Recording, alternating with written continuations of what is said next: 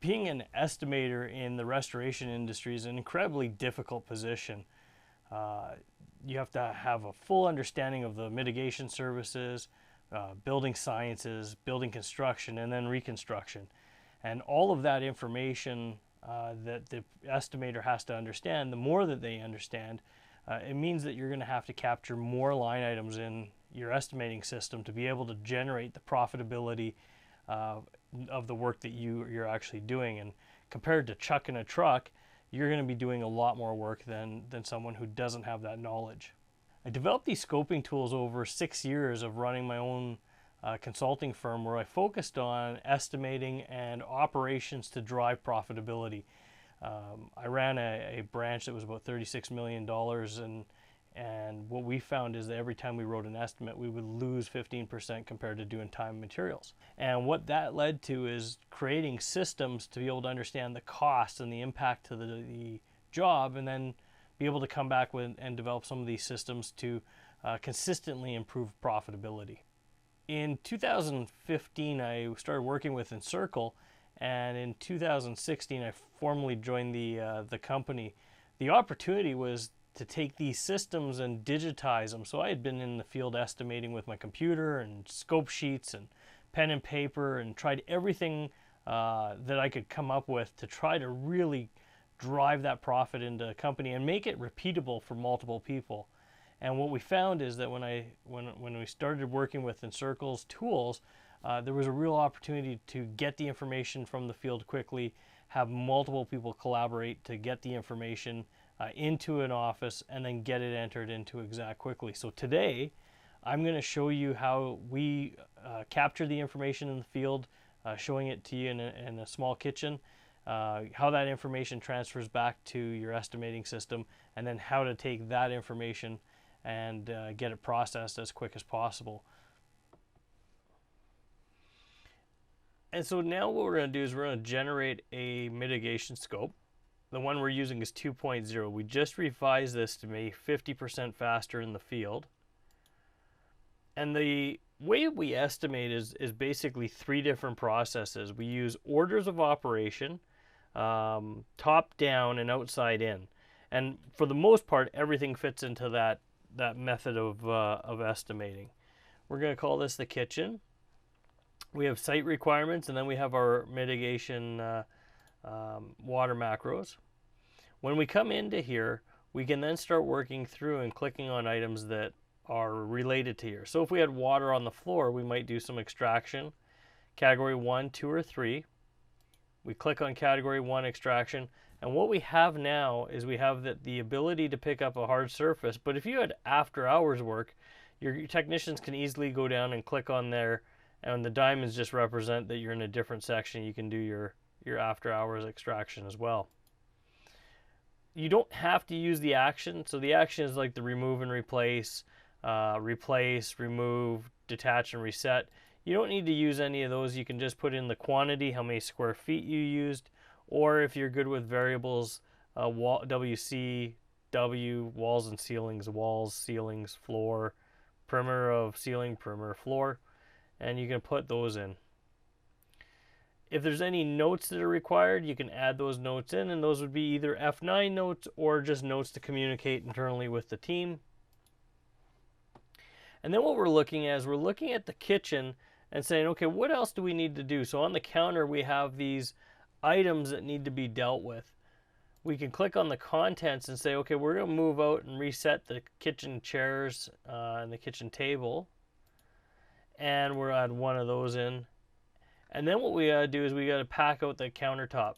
And it's going to take, between the countertop and all the cabinets on the lowers that we're pulling out, we're going to need 20 boxes. Do we need anything else? Is there any other supplies do we need? Do we need any plastic chair covers or anything that need? You can select it. In this case, we'll just say we're good. And what we have is we have a very rapid system of getting in and starting to deal with the, after you deal with the safety and then you deal with the extraction and contents, then you get into the demolition. And you can start looking here. Is there any insulation you need to pull out, or ceiling tiles, any drywall? If you click on drywall, we have our cut 2 feet, pull-out drywall bag. We have our after hours here. We also have our category 3 and our category 3 after hours. So it basically covers you off for all the work that you might need to do on a job site. We're going to put in that it's 12, and then the unit of measurement is linear feet. We can get in here and say, is there any drapes or blinds? Now this is where we start to click, and this is where we're starting to look at window treatments. A lot of times project managers aren't searching in those window treatments for things that they can be taking off, and if it's not in the water category, typically they're not going to charge for it. But if you add these items in, just picking up those blinds and adding the 3 of them in, one for the door and then the window and then the window above the kitchen there, that picks up about another $125 just grabbing blinds. And it's a double feature, so if you leave the blinds there and they get dirty, you're going to have to go back and clean them, and you're not going to get very much money for them. But if you remove the blinds, you get paid for your time. You get paid, 3 clips and you have it off. You're getting paid for the cost of doing the work, and you're getting the profit with those items. If you have to go back and remove those blinds after you forgot to charge for them, that charge or that cost that comes with that job then gets removed from the estimate and becomes part of your job cost, and you don't get the profit from it.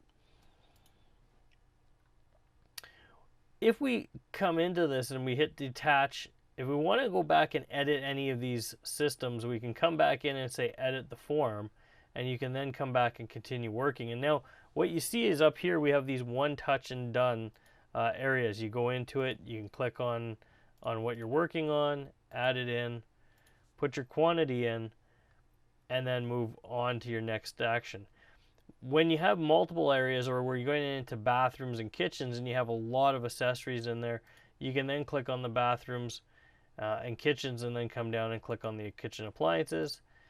This is another area we see a lot of times it's left off. Even though it's in the water category, a lot of times the appliances are in the photos, but then you look at the end of the job and the appliances are out of the photos. Just being able to pick up the range hood and the 3 appliances there, that's going to add about another $130 to this estimate. And those are dollars that are normally being left on the table by contractors. Then if we get into our cabinets, you have your detached cabinets, detached countertops, or tearing them out. So if this was a Cat 3, you might tear them out, but if it's a Category 1, you might just detach them. And so you can say, well, we're going to put our lower bases in, we're going to tear out our toe kick for disposal, and we'll put in that we have 16 lowers and 16 lower toe kicks. Then when we come into our countertop, we have our laid flat plastic countertop, and it's a detached counter, so we can put that in and then put in that we have 16 feet of that as well. If you have to go in and make adjustments here, again, it's really easy. We can come back in, we can edit the form, and then we can come down and we can edit whatever we need to work on here. Not a big deal. Now, when you look at the time, and I said that when you do it pen and paper, you might be a little bit faster, and that's true, but you're probably not picking up the amount of items that are in the field. You'll deal with it at the office, and that's one of the worst things you can do, because the amount of time you're spending looking at photos, trying to capture that revenue, especially if you're busy or you get to the office and you're taking phone calls, it makes it really difficult to grab all that information. The other thing we have is we have the priority, which is cleaning. So carpet cleaning, furnace cleaning, and then a final clean, and then making sure you get the glass that goes with it. And that's always a big one that's usually left off of estimates, is getting the glass. And then finally we come down to our equipment and labor. And in here, what we did is we built this to get the most amount of money. But again, if you're going to put a distribution box on here and you need to run the power to the basement, you probably got to go to temporary repair to get the generator cable. And if you don't know it's there, you're not going to be grabbing the distribution box and then the cable, the extension cable to go with it. And if you just pick up that, that's an extra $40 a day in most markets. We want to make sure that you capture the air movers. So if you had this job size, you're using our moisture, you then want to be able to come in, look at what we're doing here, add in 7 air movers, and then you can look at, is there any add-ons do you need? Do you need the 9-port adapter or a 5-port adapter, or are you just using a snout? And what this is meant to do is help you and your team figure out which equipment that you might need. And so you want your team to be able to look at it and think about, do you need snouts on jobs? If you do, what's the ROI? And you can make an investment into that equipment. And then we scroll down. We just grab what we need: LGRs, desiccants, add-ons. So for ducting, we have our injected dry systems, air scrubbers, deodorization, decontamination, and then we have our larger equipment that may require fuel and heat, generators, and then you're in that side where you have your lesser used items, but items that you still might need. We scroll down, we say save, we come in, we do our labor, and then this is where you want to pick up your extraction time. So equipment setup and monitoring. Maybe you have some drive time, you can put that in there as well. And if we're going to be on here, we'll say 16 hours for this, 4 hours for that, and you can put some notes in here. And the nice part is you can use voice to text. Technicians had to spend time setting up the equipment and performing the initial inspection, as well as the final inspection. Period. New paragraph. The job was successfully dried. And now that note is in there so that anyone that's about to go and work on the scope, or someone that's going to enter the estimating items, will then be able to see that. And that's what we have up until you get to this point. Now, if you were working in a basement that had multiple rooms that had the 2-foot scope to them, you could come in and we can long press on a room, and we can duplicate the room and get the items in there. And then we can edit that and say, well, it's not the kitchen anymore, this is the hallway. And all the items are already now done, that when you come in, it's already set up for whatever your initial scope was. And so then you can be able to continue to work that through. So this is the part you're going to want to pay attention to. You can have anyone enter the information with some basic knowledge, whether it's an admin, a junior PM, a lead technician that's just starting to get onto the estimating system. With a basic course and a little bit of instruction, anyone can enter the line items into Xactimate. And then you can have your seasoned estimators come in and review estimates, which then saves them a bunch of time from having to do the data entry. And that time savings results in them having more time to manage the project, focus on the profits and what's being missed by the guys with less experience. So this works when you're moving from the scope sheet, which is on the right hand side, to Exact. And we don't have a way of entering it into Xactimate directly, but this is the next best thing. So what we have is, if you were to come in and have to put in your WTR codes and look for extraction, you're probably going to know what you're looking for. But if you don't know the items, you have to search through multiple different categories and look for those items to be able to get it into play. With our system, if the field operations team, whether it be a flood tech or project manager or a supervisor, enters the data in the field while you're on site with the job, you're able to capture more items. But more importantly, we've organized it so that it makes it really easy for us to use the MacroSet H2O. And now what we're able to do is come in and just work through the macros and not have to go and search for line items, because we've already done the hard work of organizing the estimate.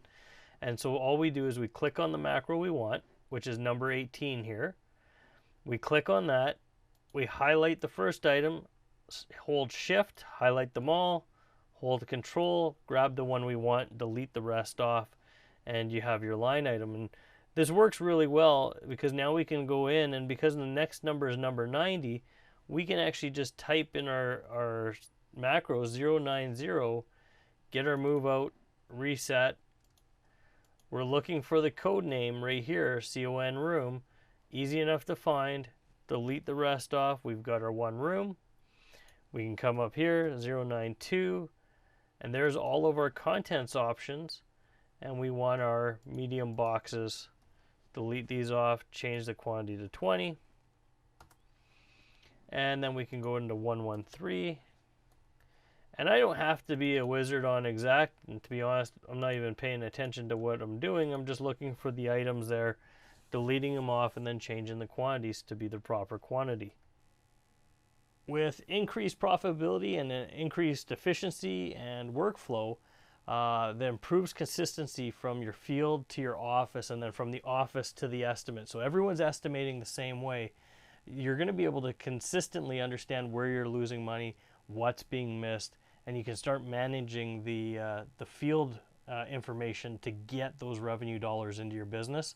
And at the end of the day, it provides more time for your project managers to start managing the job and less time for them to manage the paperwork.